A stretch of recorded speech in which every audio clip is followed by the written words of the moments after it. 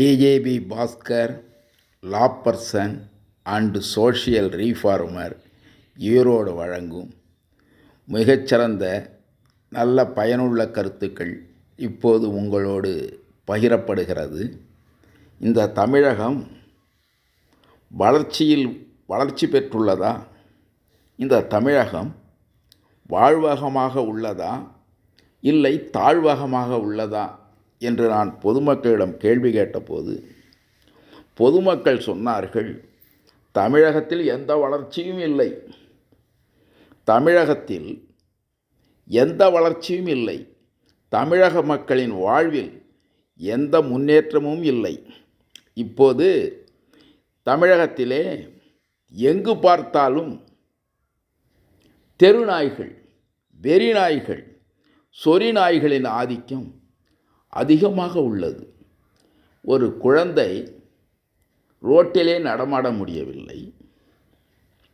அது மட்டுமல்லாமல் காட்டிலே வனத்திலே வாழ வேண்டிய விஷப்பாம்புகள், கொடிய விஷப்பாம்புகள் இன்றைக்கு நகரங்களுக்குள் படையெடுத்து வந்துள்ளன. 8 அடுக்கு மாடி வீட்டில் உச்சியிலே நல்ல பாம்பு குடியிருக்கிறது.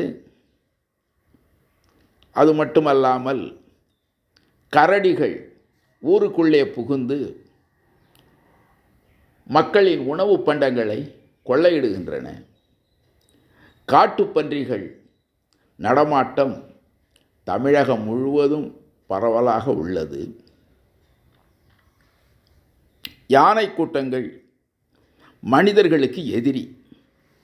யானை ஒரு நாளும் மக்களுக்கு நன்மை செய்யாது. ஆனால் அந்த யானை கூட்டங்கள் தமிழகத்திலே விவசாய மக்களின் வாழ்வாதாரத்தை தினமும் அழித்து வருகிறது.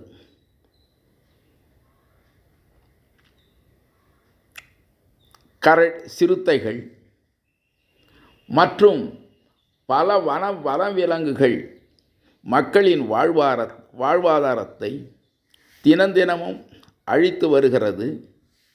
இதை அரசாங்கம் வேடிக்கை பார்த்து கொண்டு தான் இருக்கிறது. எல்லோரும் சொல்கிறார்கள், அதாவது பாதுகாப்பான இடத்தில் இருக்கக்கூடியவர்கள் சொல்கிறார்கள், பாம்பு மனிதனை கடிக்காது. இது மிகப்பெரிய தவறான சொல்லாகும். பாம்புகள் நாம் வீட்டிலே படுத்திருந்தாலும் நம்மை பார்த்தால் தேடி வந்து கடிக்கும். பாம்புகளின் குணம் மனிதர்களை கடிப்பதுதான். பாம்புகள் கடிக்காது என்று சொன்னால் அதை ஒருவராலும் ஏற்றுக்கொள்ள முடியாது. நான் வீட்டிலே தனியாக பாதுகாப்பாக படுத்திருக்கும் பொழுது கூட என்னை 3 முறை விஷப்பாம்புகள் கடித்து விட்டன. எனக்கு இப்போது 78 வயது தாண்டிவிட்டது. 5 ஆண்டுகளுக்கு முன்னால் என்னை ஒரு விஷப்பாம்பு கடித்தது, வீட்டுக்குள் புகுந்து. நான் அதை ஒன்றும் செய்யவில்லை, அதுவே எப்படியோ வீட்டுக்குள் வந்து என்னை கடித்து விட்டது. நான் ஆஸ்பத்திரிக்கு, மருத்துவமனைக்கு செல்லவில்லை. நானாகவே அந்த விஷத்தை முறிப்பதற்கு முயற்சி செய்தேன். பல மூலிகைகள் என்னிடத்தில் இருந்ததனாலே அந்த மூலிகைகளை சாப்பிட்டு அந்த விஷத்தை நான் முறித்து கொண்டேன். இருந்தாலும் கொஞ்சம் உடலிலே, இரத்தத்திலே கொஞ்சம் விஷம் தங்கிவிட்டது. அதனால் நான் பல துயரங்களை அடைந்தேன். நான் ஆஸ்பத்திரிக்கு போகாத காரணத்தினாலே உயிர் பிழைத்தேன். ஆஸ்பத்திரிக்கு போயிருந்தால் அங்கே நல்ல மருத்துவம் கிடைத்திருக்குமா என்பது உறுதியாக சொல்ல முடியாது.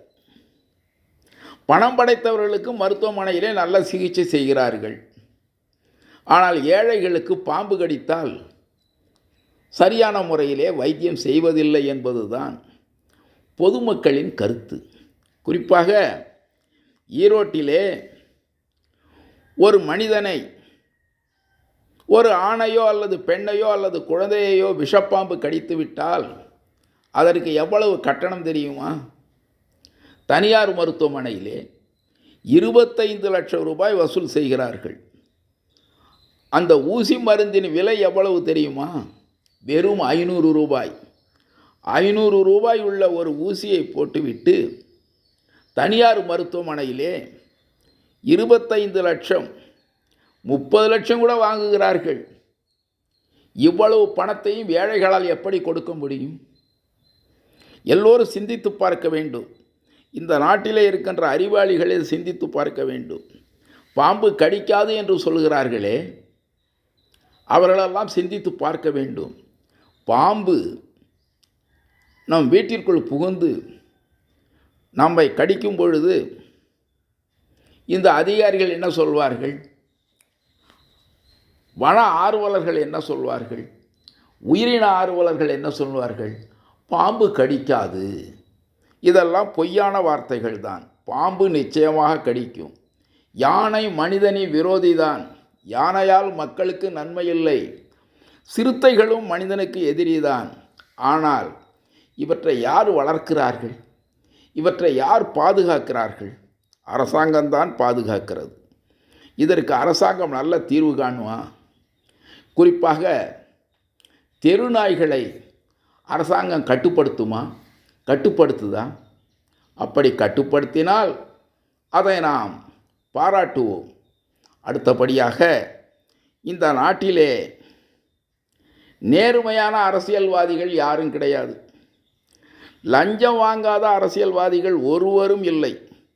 எல்லோரும் லஞ்சம் வாங்குகிறார்கள். ஆனால் சட்டத்தை பயன்படுத்தி பெரிய பெரிய வழக்கறிஞர்களுக்கு கோடி கோடியாக பணத்தை கொட்டி கொடுத்து லஞ்ச வழக்கிலிருந்து ஊழல் வழக்கிலிருந்து தப்பித்து கொள்கிறார்கள். ஏழைகள் திருடினால் 100 ரூபாய் அல்லது 1000 ரூபாய் திருடினால் அவனுக்கு சிறை தண்டனை கொடுக்கிறார்கள். அவனுக்கு எத்தனை ஆயுள் தண்டனை கொடுப்பார்கள் என்று நம்மால் கற்பனை செய்து பார்க்க முடியாது. ஆனால் லஞ்சம் வாங்குபவர்கள், அதிகமான சொத்து குவிப்பில் ஈடுபடுபவர்கள் யாராவது இந்தியாவில் தமிழகத்தில் தண்டிக்கப்படுகிறார்களா? தேர்தலில் நிற்பதற்கு என்ன தகுதி வேண்டும்? இப்போது தேர்தலில் நிற்பது என்று சொன்னால் அந்த கேண்டிடேட், அந்த வேட்பாளர் குறைந்தது 1000 கோடி ரூபாய் சொத்து இருந்தால்தான் தேர்தலில் போட்டியிட முடியும். 1000 ரூபாய்க்கு குறைவாக வைத்திருந்தால் அவர்களுக்கு எந்த கட்சியிலும் சீட் கொடுக்க மாட்டார்கள். ஒரு முறை ஜெயித்தால் எவ்வளவு லாபம் தெரியுமா? ஜெயித்தவருக்கு 1000 கோடி ரூபாய். இது எழுதப்படாத சட்டம். லஞ்சம் வாங்காத எம்எல்ஏக்கள் யாராவது இருக்கிறார்களா? இருந்தால் அவர்களை என்னிடத்தில் காட்டுங்கள். சொத்து குவிப்பில் ஈடுபடாத எம்எல்ஏக்கள் இருக்கிறார்களா? எம்பிக்கள் இருக்கிறார்களா? அமைச்சர்கள் இருக்கிறார்களா? அது மட்டுமல்லாமல் இந்த நாட்டிலே சட்டம் திட்டம் அனைத்தும் பணக்காரர்களுக்கு மட்டும்தான். ஏழைகளுக்கு எதுவுமே இல்லை. ஒரு ஏழை செத்துப்போனால் அவனை ரோட்டோரத்திலே புதைக்கிறார்கள் அல்லது எரிக்கிறார்கள். ஏழையை எரித்தால் அல்லது புதைத்தால் சில நாளில் அந்த டெட் பாடியை, அந்த எலும்புக்கூட்டை அகற்றி விடுகிறார்கள். ஆனால் பணக்காரன் செத்து போனால் அவனுக்கு எவ்வளவு பெரிய நினைவு சின்னம் கட்டுகிறார்கள் தெரியுமா? 1.25 ஏக்கர் நிலமுள்ள இடத்திலே நினைவு சின்னம் கட்டுகிறார்கள். அந்த நினைவு சின்னம் கட்டி முடித்தால் அதனுடைய மதிப்பு எவ்வளவு? 1,00,000 கோடி. இந்த நாட்டை ஏமாற்றி சுரண்டி தின்னவர்களுக்கு நினைவு சின்னம் 1,00,000 கோடியில் அமைக்கப்படுகிறது. இந்த நாட்டிற்காக உழைத்து ஓடாக தேய்ந்து தேர்தலிலே ஓட்டு போடுபவர்களுக்கு ஒரு நினைவு சின்னமும் கிடையாது. சிலை வைக்கிறார்கள். யாருக்கு சிலை வைக்கிறார்கள்? செத்து போனவர்களுக்கு. மனிதன் உயிரோடு இருக்கும்போதே ஒரு நன்மையும் செய்யவில்லை. செத்துப்போனவன் என்ன செய்வான்? அவனுக்கு எதற்காக சிலை வைக்க வேண்டும்? சிலை வைப்பது என்பது ஒரு மூடநம்பிக்கையின் உச்சகட்டம். சிலை வைக்கக்கூடாது என்று தான் பைபிள் சொல்லுகிறது, குர்ஆன் சொல்கிறது.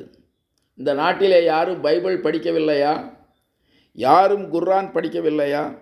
நான் பைபிள் படித்திருக்கிறேன், குர்ஆன் படித்திருக்கிறேன், பல சீர்திருத்த நூல்களை படித்திருக்கிறேன். மனிதனுக்கு சிலை வைத்து அதற்கு மாலை போடுவதும் வணங்குவதும் மூடநம்பிக்கையின் உச்சகட்டம்தான். இதை நான் மட்டும்தான் சொல்லுவேன். தமிழகத்தில் யாரும் வாய் திறக்க மாட்டார்கள். ஆகையால் நான் மீண்டும் சொல்கிறேன், தமிழகத்திலே லஞ்சம் வாங்காத தலைவர் ஒருவரும் கிடையாது. எல்லா தலைவர்களும் லஞ்சம் வாங்குகிறார்கள். லஞ்சம் வாங்கிய பணத்தை வெளிநாட்டிற்கு சென்று அங்கே முதலீடு செய்கிறார்கள். ஆனால் ஏழை மக்கள் என்ன செய்ய முடியும்? ஏழை மக்களுக்கு எந்த நன்மையும் இல்லை. அதனால் தமிழகம் வாழ்வகமாக இல்லை, இது தாழ்வகமாக இருக்கிறது என்றுதான் நான் இந்த பொதுமக்களிடம் சொல்லுவேன். அது மட்டுமல்லாமல் இந்த நாட்டிலே படித்தவர்களுக்கு என்ன சம்பளம் தெரியுமா? மாதம் 15,000 ரூபாய். படிக்காதவர்களுக்கு எவ்வளவு சம்பளம் தெரியுமா? மாதம் 30,000 ரூபாய். இந்த நிலையிலே புதிதாக கல்வி நிலையங்களை கல்லூரிகளை திறப்பதனால் யாருக்கு என்ன லாபம்?